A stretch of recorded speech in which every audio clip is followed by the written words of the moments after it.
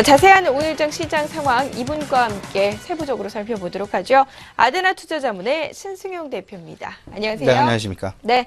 자, 일단 코스피는 조정, 코스닥은 상승입니다. 국제유가 하락의 영향도 있었고 국내 내부적으로는 오늘 또 금통위 네네. 결과 발표가 있기 때문에 이를 확인해보고 가자라는 심리가 강하게 작용을 하는 것 같은데요. 어떻게 좀 분석을 해봐야 될까요? 일단 뭐 전반적으로 뭐 말씀하셨던 대로 오늘 우리나라 지금 6월달 전격적인 금리 인하 단행 이후에 두 달 만에 다시금 또 한 차례 금리 인하 내지는 금리 동결, 지금 기준금리 결정 지금 오늘 남겨놓고 있는 그런 상황이 되겠습니다.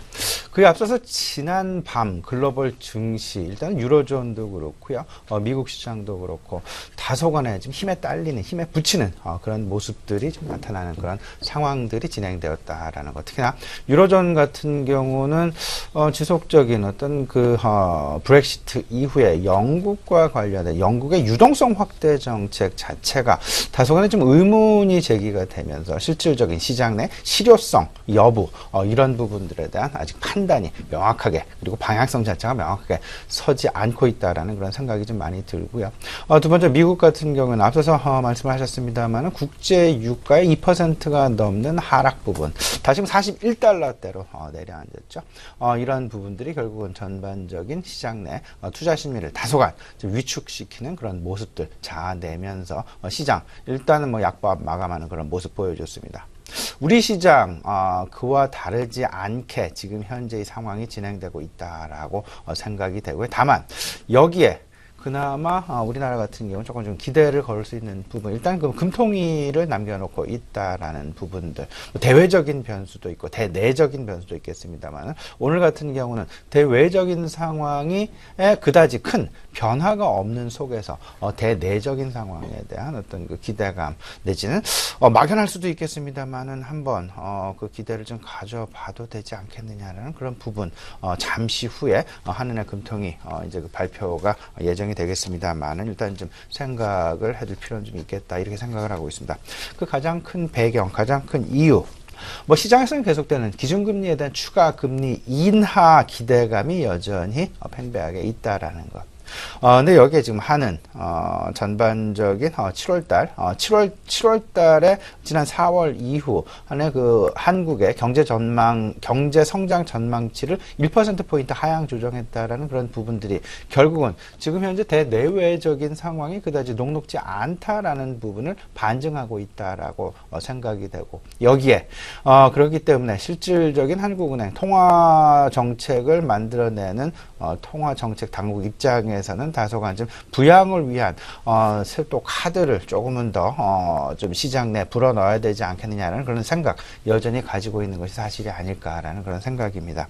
다만 이제 그 한국은행의 고민이 있겠죠. 한 세 가지 정도로 요약이 되지 않을까 생각이 되는데, 지금 한창 산업별 경기 민감 제조업체의 구조조정이 지금 진행이 되고 있는 그런 상황. 그 해운업종과 조선업종, 그리고 이제 뭐 화학업종도 그렇고요, 정유업종, 그 다음에 철강업종, 건설업종까지. 그다음에 이제 그 철강업종이나 화학업종, 건설업종 같은 경우는 조금 좀 후순위로 밀리는 그런 상황이 전개가 되면서 일단 뭐 좀 시장 내에서의 긍정적인 어떤 그 주가의 흐름 보여주긴 했었습니다만은 해운업과 조선업, 특히나 조선업종 같은 경우는 상당히 많은 부분 그 고용 부분과 밀접하게 연관이 되어 있기 때문에 이 부분 역시 계속 좀 한국은행 입장에서는 고용 여부, 고용 지표 지켜봐야 되는 그런 입장이다라는 걸 표명 계속 하고 있는 상황이고요. 두 번째, 아직 미국 금리의 방향성, 뭐 연내에 한 차례 정도는 인상한다라고 얘기는 하고 있지만, 그리고 이제 그 최근 들어서 2주 연속 고용 지표가 긍정적으로 나와서 그런 부분들로 인해서 미국의 어떤 그 경제 펀더멘탈에 대한 자신감, 이런 부분들이 계속 미국 9월달 내지는 12월달, 늦어도 12월달 이전에는 최소한 한 차례 이상 금리 인상을 하지 않겠느냐라는 그런 전망. 한국은행 역시 이런 부분에 상당 부분 주목을 하고 있는 것이 아닌가라는 그런 생각이 갖고 되고요. 세 번째, 이제 저런 부분이 있죠.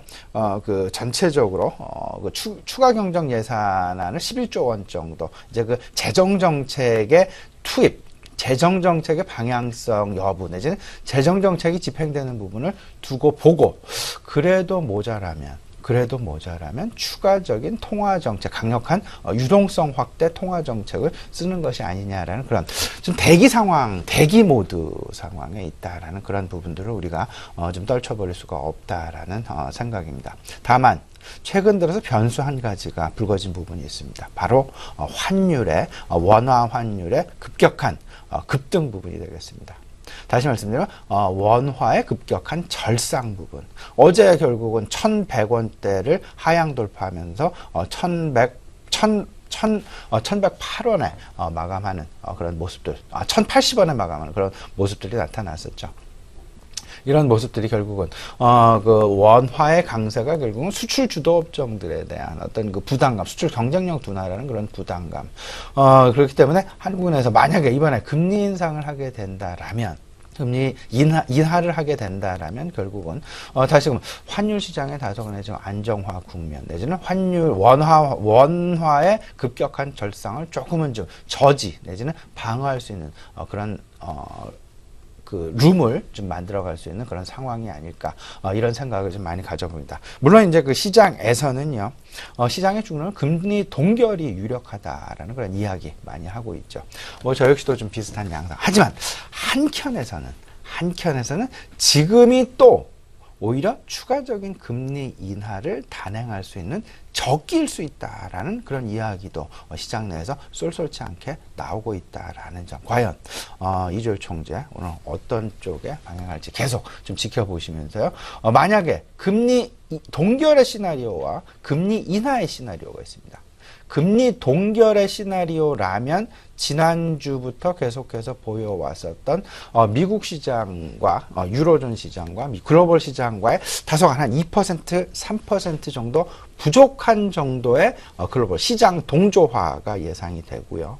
만약에 금리 인하가 2달 만에 전격적으로 단행이 된다라면 최근 어제도 그렇죠. 현대차랄지 자동차 업종이랄지 아니면 기계 업종이랄지 정유 업종이랄지 삼성전자도 마찬가지가 되겠습니다. 시총 대형 IT와 자동차주의 어떤 그 외국인들의 추가적인 매수세 유입이 본격적으로 좀 가속화될 가능성도 분명히 있을 수 있다라는 것. 그런 부분들이 결국은 지금 현재 박스권에서 2050포인트, 2040포인트 박스권에 갇혀 있는 지금 코스피 지수를 한 단계 레벨업 시킬 수 있는 어떤 그 계기도 될 수 있지 않을까라는 그런 생각 좀 가져봅니다. 네.